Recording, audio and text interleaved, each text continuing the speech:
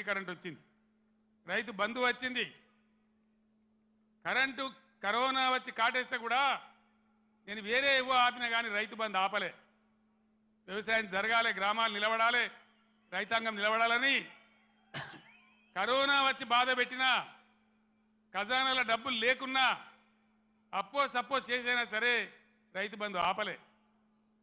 ఇలాగా రైతు బంధు ఏ శాతం అయితే లేదా? కేసీఆర్ జర్ర ఇటు ముఖం మలగంగానే కట్క బంద్ చేసినట్టు కరెంటు బంద్ అవుతుందా? మేము చేసిన దాన్ని 9 ఏళ్ళు ఇచ్చిన దాన్ని ఈ చవడ దద్దమ్మలకు ఇయ్యలేదా? దయచేసి ప్రజలు ఆలోచించాలి. ఇలా మళ్ళా మీరు కాంగ్రెస్కే ఓటేసినారు అనుకో, ఏమంటారు? మేము రైతు బంధు ఇవ్వకున్నా, కరెంట్ ఇవ్వకున్నా, మోటార్లు గాలబెట్టినా, నీళ్లు సరిగా తెచ్చి రైతుల పొలాలు ఎండబెట్టినా మళ్ళా మాకే గుద్దిను, మాకే ఓటేసినారు అంటారు. 6 గ్యారెంటీలు 3 గ్యారెంటీలు అన్నిటికన్నిటికీ ఎగనామం పెడతారు. ఇది కాంగ్రెస్ చరిత్ర మీరు చూసిందే. ఇప్పుడే చెప్పిన వినోద్ కుమార్ గారు, ఇదే అత్యవసరం బీఆర్ఎస్కి ఎంపీలు. ఎందుకంటే ఈ టైంలోనే మీరు కర్రు కాల్చి సురుకు పెట్టకపోతే నిర్లక్ష్యం వచ్చేస్తుంది, అహంకారం పెరిగిపోతుంది. ఇప్పుడు చెప్పుతో కొడతా అంటే రేపు నిజంగానే కొడతాడు. ఆ విధంగా మోసపోదామా? లేదు బీఆర్ఎస్ గులాబీ జెండా ఎగిరేసి బ్రహ్మాండంగా మన ఎంపీలను గెలిపించి ముందుకు పోదామా? తెలంగాణ సమాజం ఆలోచన చేయాలి. ఏం చేద్దాం? ఏం చేద్దామండి? గులాబీ జెండా ఎగిరేద్దామా?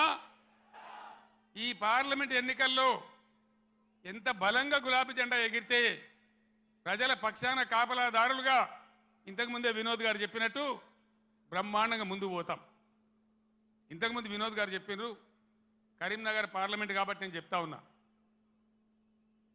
భారతదేశంలో ఎన్ని జిల్లాలుంటే అన్ని జిల్లాలకు ఒక్కొక్క జిల్లాకు నవోదయ పాఠశాల ఇవ్వాలనేది కేంద్ర ప్రభుత్వ చట్టం. మనం 10 జిల్లాలు పోయి 33 జిల్లాలు అయినాం.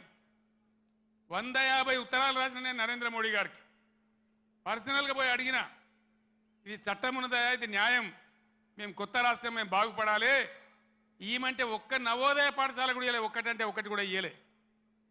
ఒక్క నవోదయ పాఠశాల ఇయ్యరు బీజేపీకి. ఒక్క ఓటు కూడా కరీంనగర్ ఎందుకు వేయాలి? ఇవాళ దయచేసి ఆలోచన చేయాలి.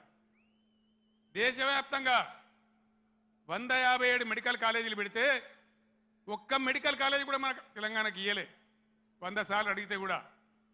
మరి ఒక్క నవోదయ పాఠశాల ఇవ్వని, ఒక్క మెడికల్ కళాశాల ఇవ్వని బీజేపీకి ఎందుకు ఓటేయాలి?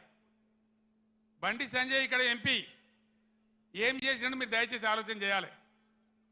5 రూపాయల పనిచేసినరా? 5 రూపాయలు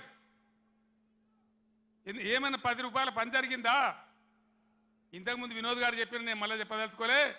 ఆయన ఉన్నప్పుడు కరీంనగర్ స్మార్ట్ సిటీ కానీ, జాతీయ రహదారులు కానీ, రైలు మార్గం కానీ, ఇంకా అనేక ఇన్స్టిట్యూట్స్ గురించి కానీ కేంద్రంతో పోరాటం చేసిండు. చాలా ఎక్కువసార్లు పార్లమెంట్లో మాట్లాడిండు. అసలు బండి సంజయ్కు వినోద్ కుమార్కు పోలిక ఉన్నదా? దయచేసి మీరు ఓటు పోసే ముందు ఆలోచించాలని కోరుతా ఉన్నా. ఎటువంటి వాడు మన ఎంపీగా ఉంటే మనకు లాభం అవుతుంది?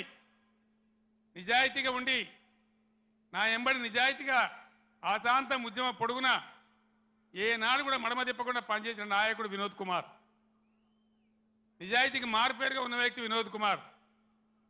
ఏ జిల్లా ప్రజలైతే తన ఎంపీ గెలిపించిండ్రో వాళ్ళ కోసం అన్ని రకాలుగా ముఖ్యమంత్రిగా నాతోని కానీ కేంద్రంతో కానీ కొట్లాడి ఈ ప్రాంతానికి పనులు కానీ, డబ్బులు కానీ, నిధులు కానీ రాబట్టడానికి అన్ని విధాలా పనిచేసిన వ్యక్తి వినోద్ కుమార్. దయచేసి ఆలోచన చేయాలి. కేసీఆర్ ఉన్నాడు, ఒక ఎకరం పొలం ఎండిందా? మరి ఇవాళ ఏం బీమారి వచ్చింది? ఈ బీమారి ఇట్లనే ఉండన్నా? మళ్ళా తెలంగాణ ఆత్మహత్యలు రావన్నా? మేము ఏం చేసినా ఒక పథకం ప్రకారం చేసినాం, ఒక సిస్టమ్ ప్రకారం చేసినాం. తెలంగాణలో వ్యవసాయ స్థిరీకరణ జరగాలని వ్యవసాయ పాలసీ పెట్టుకున్నాం. నాకు ఎవరు దరఖాస్తు చేయలే, దండం పెట్టలే, ఎవరు ధర్నా చేయలే. రైతు బంధు తెచ్చినాం. దేశంలో ఏ రైతు నాయకుడు తేలే. చరణ్ సింగ్, దేవిలాలు, మహారాష్ట్రలో వసంత్ దాదా పాటిల్, చాలామంది రైతు బిడ్డలు ముఖ్యమంత్రులు అయినారు. కానీ వాళ్ళు ఎవరు పెట్టలే. ఇండియాలోనే మొట్టమొదటిసారిగా రైతు బంధు అనే పథకం పేరు పెట్టి స్టార్ట్ చేసిందే కేసీఆర్ ప్రభుత్వం కాదా మీరు ఆలోచించాలని నేను కోరుతా ఉన్నా. రైతు బీమా, రైతు చచ్చిపోతే అడిగే దిక్కు లేకుండే, రైతు ఏ గుంట భూమిన రైతు చనిపోయినా 5 లక్షల రూపాయల బీమా తెచ్చిపెట్టినాం. ఇలా దాని గురించి వివరం లేదు. ఏ విధంగా పరిశ్రమలు వచ్చినాయి, ఏ విధంగా ఐటీ వచ్చింది, ఏ విధంగా రాష్ట్ర జిఎస్డిపి పెరిగింది, ఏ విధంగా రాష్ట్ర పర్ క్యాపిటా పెరిగింది.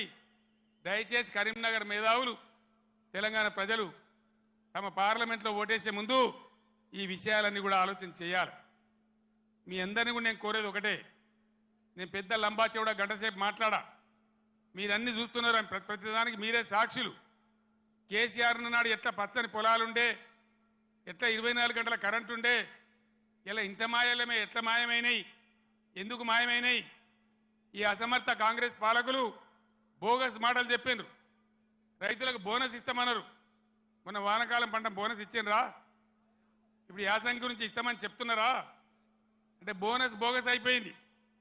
ఈ విధంగా అనేక విషయాలలో పదవికి ఇప్పుడే వచ్చినాం కదా, ఇప్పుడే అబద్ధం ఎట్లా ఆడితే ఎట్లా అనే ఇది కూడా లేకుండా అడ్డగోలుగా మాట్లాడుకుంటూ, నానా బూతులు మాట్లాడుకుంటూ, ఒకటే రకంగా కేసీఆర్ మీద ఏడ్చుకుంటూ వాళ్ళు పనిచేస్తూ ఉన్నారు. మీరు చూస్తూ ఉన్నారు.